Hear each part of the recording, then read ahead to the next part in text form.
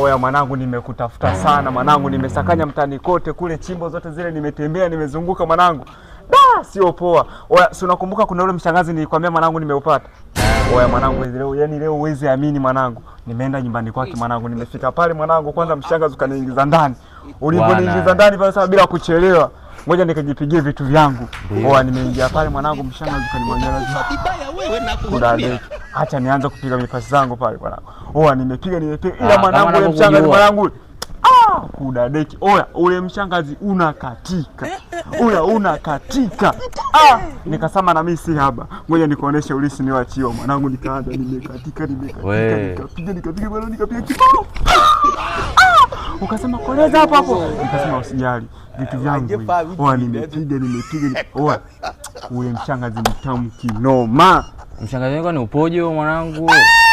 Yani michongo hiyo mizuri. Ni mshangazi fulani hivi. Una shepu alafu umeshuka kwa nyuma hivi. Alafu hapa kwenye paji la uso kuna kidoti hapa.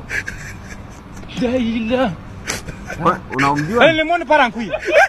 Unasema upoje?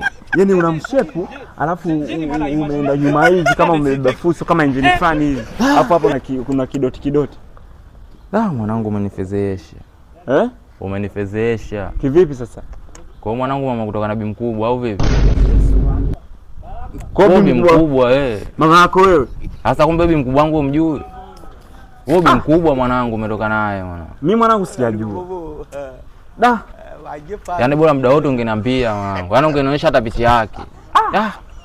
I see. Wewe umenifezesha mwanangu. Yaani wewe sio mwana tena. Wewe sio mwana mwanangu, nikatae. Yaani kwanza wewe nikatae.